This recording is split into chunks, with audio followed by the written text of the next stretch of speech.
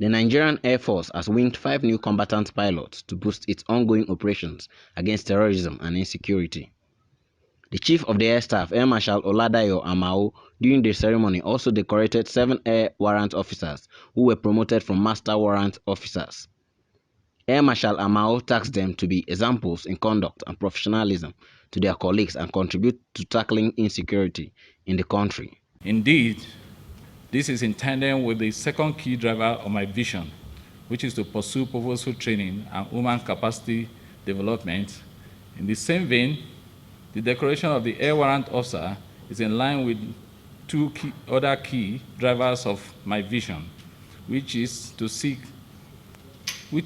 to foster a disciplined force essential for combat readiness and booster morale for improving personal welfare. Distinguished guests, in a bid to meet our statutory responsibility, the Nigerian Air Force has consciously intensified the training of its personnel across all specialties despite budgetary constraints. More so, as we speak, 99 officers and 24 airmen and airwomen are undergoing various training across various specialties in various countries, including the United States of America, the United Kingdom, South Africa, India, France, Egypt, and Pakistan, among others. In addition, 2,656 Nigerian Air Force personnel across all specialties have been trained. In particular, 21 UAV operators are undergoing type rating on the CH-3 and CH-4 UAVs. In the same vein, 22 trainees are undergoing UAV operators training locally, and 15 are expected to commence basic training on the UAS by the end of the next quarter.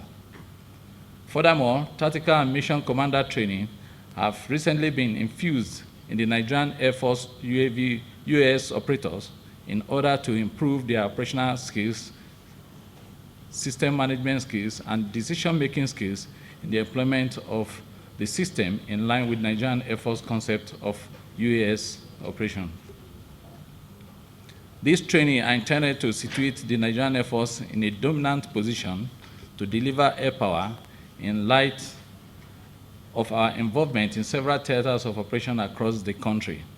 Undoubtedly, we are poised to maintain our combat readiness at significantly higher level to counter both domestic foreign threats to our nation's securities and well-being.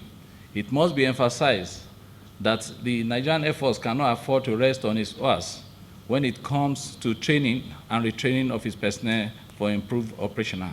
Let me start by congratulating you for your well-deserved promotion. Indeed, your promotion was an outcome of a careful selection and scrutiny, and thus you are to see your promotion as a result of confidence the Nigerian Air Force has in you.